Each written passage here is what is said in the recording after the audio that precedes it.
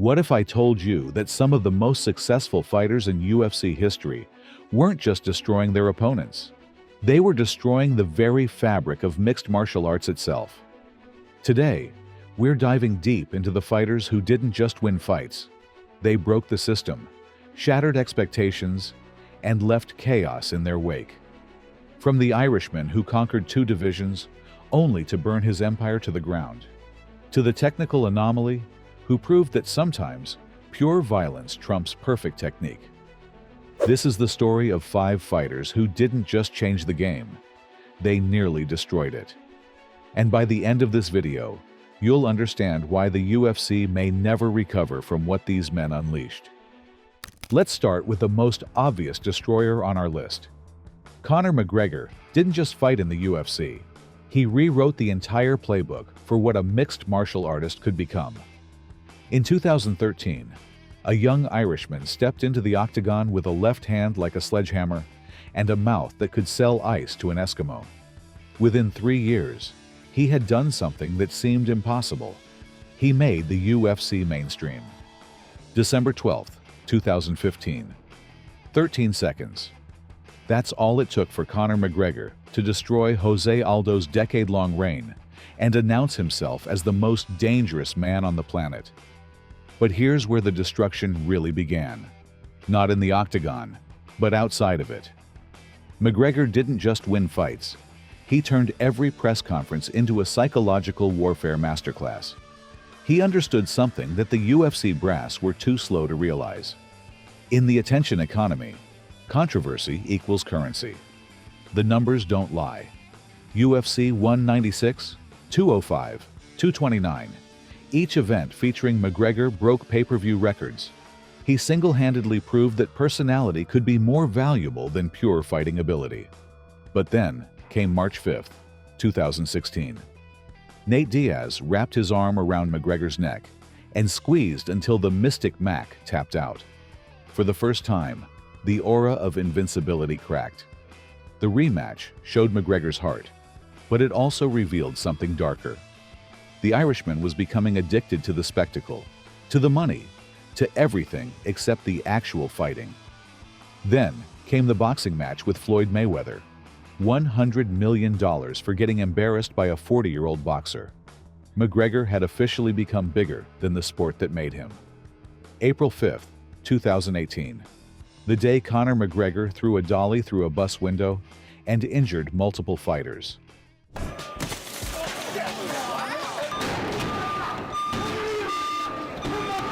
This wasn't promotion anymore. This was a man spiraling out of control. UFC 229 against Khabib Nurmagomedov was supposed to be McGregor's redemption. Instead, it became his public execution. Khabib didn't just beat him. He humiliated him, exposed him, and showed the world that the emperor had no clothes. The post-fight brawl wasn't just chaos. It was symbolic. McGregor had poisoned the well of respectful competition with his antics, and now the entire sport was paying the price. Fast forward to today. 2 brutal losses to Dustin Poirier, including a horrific leg break that seemed like karmic justice. The man who once seemed unstoppable now looks like a shadow of his former self. But here's the truly destructive part. McGregor's influence on the sport continues. Every young fighter now thinks they need to be a trash-talking showman to succeed. The art of respectful competition that legends like GSP and Anderson Silva embodied. McGregor killed it. He proved that in modern MMA, being a character is more important than being a champion. And that might be the most destructive legacy of all. The fighter who proved technique doesn't always win. Now, let's talk about a different kind of destruction. What happens when someone enters the most technical combat sport in the world, with absolutely no technique whatsoever? Throughout UFC history, we've been told that technique beats power, that skill conquers will, that the martial arts are about precision and discipline. But every now and then, someone comes along who throws all of that out the window and succeeds anyway. In the early days of the UFC, we saw pure stylists clash. The boxer versus the wrestler, the karate expert versus the jiu-jitsu master. Over time, the sport evolved into a technical chess match where every movement had purpose, every strike had setup, every takedown had a counter. But then came the anomalies. Fighters who succeeded not because of their technique, but in spite of their complete lack of it. Take Kimbo Slice, a backyard brawler who became an internet sensation and somehow found his way into the UFC. His technique was non-existent, his cardio was questionable, but his power was undeniable. He represented something primal that technical perfection couldn't capture. Or Houston Alexander, who burst onto the scene with devastating knockout power but zero ground game. He proved that sometimes raw athleticism and the ability to end a fight in one shot could overcome years of technical training. But the most destructive example of this phenomenon isn't just one fighter. It's an entire philosophy that threatens the very foundation of mixed martial arts. These fighters represent something that makes purists uncomfortable. The idea that all the technique in the world means nothing if you can't handle chaos. They're living proof that sometimes the most dangerous opponent isn't the most skilled one. It's the one who's completely unpredictable. Every time one of these anomalies succeeds, they send shockwaves through the MMA community. Coaches question their methods, fighters doubt their training, and fans wonder if all the technical evolution of the sport has been for nothing. The destruction here isn't physical, it's philosophical. These fighters destroy our preconceptions about what makes a successful mixed martial artist. They prove that heart, power, and unpredictability can sometimes trump years of technical refinement. And that's a terrifying thought for anyone who's dedicated their life to perfecting the craft. When personal hatred poisoned professional competition. Mixed martial arts was built on the foundation of martial arts philosophy: respect for your opponent, honor in victory, grace in defeat. But some rivalries became so personal, so venomous, that they threatened to destroy everything the sport stood for. Look at the legends of the sport.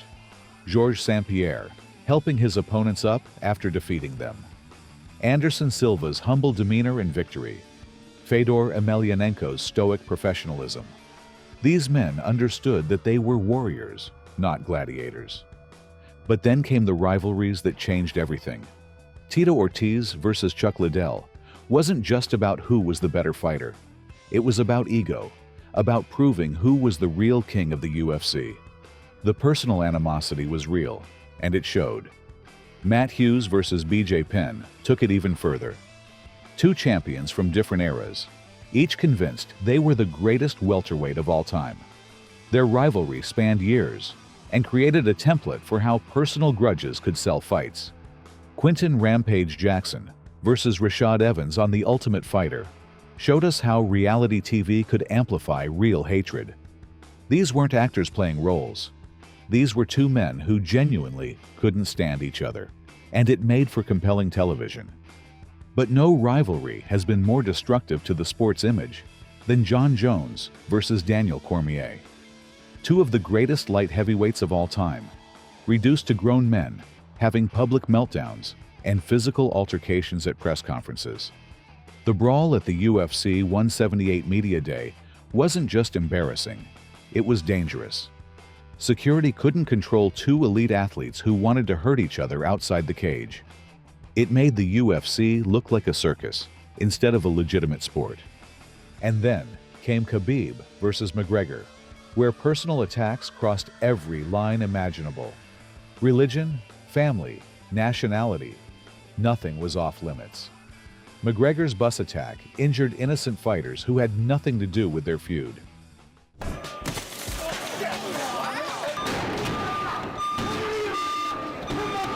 The post-fight brawl at UFC 229 was the inevitable result of months of poisonous buildup.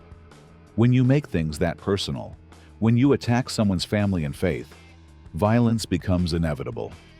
These rivalries didn't just entertain, they fundamentally changed what the UFC was willing to promote. Suddenly, personal hatred became a marketing tool. Respect became boring.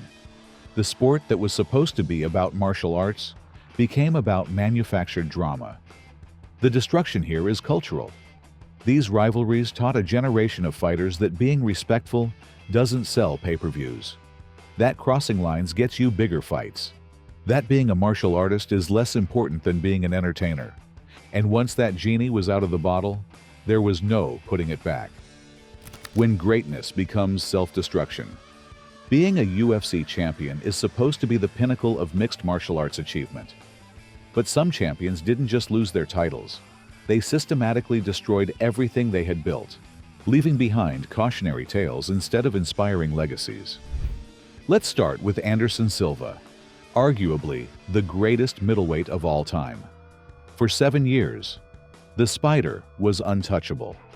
His striking was poetry in motion, his confidence was unshakable, and his reign seemed like it would never end.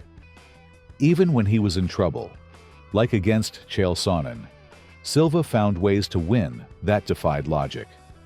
The triangle choke with 2 minutes left in the 5th round wasn't just a victory. It was a statement that some fighters operate on a different level. But then came the clowning. Against Thales Leites and Demian Maia, Silva turned fights into exhibitions of disrespect. He danced, he taunted, he refused to engage. The fans booed, and for the first time, the aura began to crack. July 6, 2013. Chris Weidman caught Silva clowning and knocked him out cold. The king was dead, and he had killed himself with his own arrogance. The rematch was even worse. Silva's leg snapped in half, and with it, any hope of reclaiming his throne. The man who once seemed invincible was suddenly, tragically human. Then came the failed drug tests. The man who had built his legacy on natural talent and hard work was revealed to be just another cheater. Every great moment was now tainted with suspicion. BJ Penn's story is even more heartbreaking. The prodigy was a natural talent who conquered 2 weight classes and seemed destined for greatness. His jiu-jitsu was world-class, his boxing was crisp, and his heart was unquestionable. The second Matt Hughes fight showed everything great about BJ Penn. Getting slammed on his head, only to come back and submit Hughes in the next round. It was the kind of warrior spirit that legends are made of. But Penn couldn't let go. Fight after fight, year after year, he kept coming back for more punishment. The man who once looked untouchable was getting dominated by fighters who wouldn't have lasted a round with Prime BJ. The Frankie Edgar trilogy was painful to watch. Each fight showed a little more erosion, a little more of the magic disappearing. By the 3rd fight, Penn looked like a shadow of his former self. And then there's Chuck Liddell, the Iceman, who helped put the UFC on the map. His knockout power was legendary, his takedown defense was impeccable, and his wars with Tito Ortiz defined an era of the sport. Chuck's rivalry with Tito wasn't just personal, it was the foundation that the modern UFC was built on. These fights proved that mixed martial arts could be mainstream entertainment without sacrificing legitimacy. But Chuck stayed too long. The knockout losses to Rashad Evans, Shogun Rua, and Rich Franklin weren't just defeats. They were public executions of a legend. Each knockout was more brutal than the last, and fans watched in horror as their hero was systematically destroyed. The final insult came in 2018 when a 48-year-old Liddell fought Tito Ortiz for a 3rd time under the Golden Boy banner. It was a sad spectacle that tarnished both men's legacies and proved that some comebacks should never happen. The destruction here is personal and profound. These champions didn't just lose fights, they lost the very thing that made them special. They stayed too long, fought too often, and refused to accept that time defeats every warrior. Their legacies became cautionary tales about knowing when to walk away, about the difference between a champion and a former champion, and about how the sport you love can ultimately destroy you if you don't respect its power. How modern UFC killed the martial artist. The most insidious destruction in UFC history isn't about individual fighters or specific rivalries. It's about how the sport systematically dismantled the philosophical foundation that martial arts were built on. In the beginning, the UFC was about proving which martial art was superior. We had karate masters, kung fu practitioners, sumo wrestlers, and boxers all testing their disciplines against each other. There was respect for tradition, for the journey, for the art itself. Royce Gracie didn't just win fights. He represented something pure. Brazilian Jiu-Jitsu wasn't just a fighting system. It was a philosophy about leverage, technique, and using your opponent's strength against them. Every victory was a lesson in the power of knowledge over brute force. Traditional martial arts were built on concepts that seem almost quaint now. Respect for your teacher, humility in victory, continuous learning, and the understanding that fighting was just one aspect of a much larger journey of self-improvement. Fast forward to today. Fighters enter the octagon like WWE wrestlers, complete with elaborate costumes, pyrotechnics, and manufactured personas. The focus has shifted from being a martial artist to being an entertainer. Social media has turned every fighter into their own promotion company. Instead of training in silence and letting their skills speak, fighters spend hours crafting the perfect call-out tweet or Instagram post. The art of fighting has been replaced by the art of self-promotion.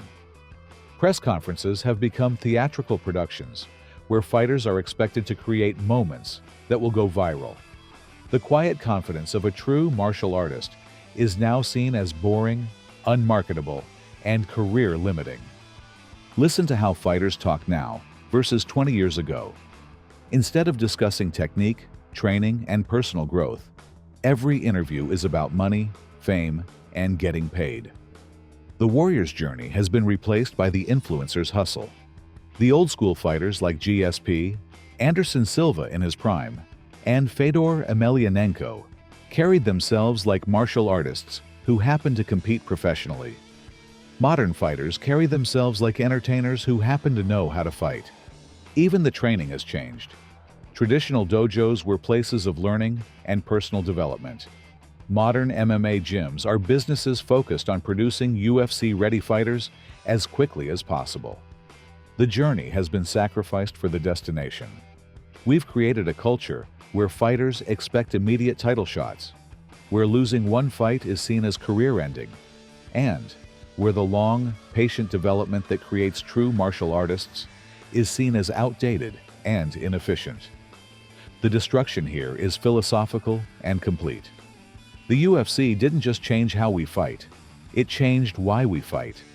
It turned martial arts from a lifelong journey of self-improvement into a short-term career focused on fame and fortune.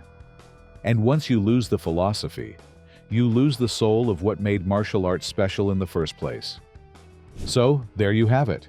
The 5 most destructive forces in UFC history. Conor McGregor, who proved that personality could be more valuable than skill. The technical anomalies who showed that sometimes chaos beats precision. The rivalries that turned martial arts into personal warfare. The champions who destroyed their own legacies through pride and stubbornness. And the systematic destruction of martial arts philosophy itself. Each of these forces changed the UFC forever, and not always for the better. They brought attention, money, and mainstream acceptance. But at what cost? The question we have to ask ourselves is, what have we lost in the process?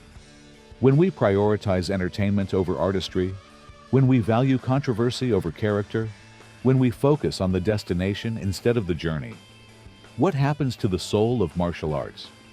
Maybe destruction was inevitable. Maybe this is just the natural evolution of combat sports in the modern era.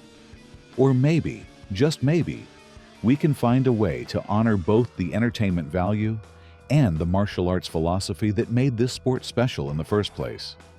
The UFC's most destructive fighters didn't just change the game. They revealed what the game was always capable of becoming. Whether that's progress or destruction. Well, that's for you to decide.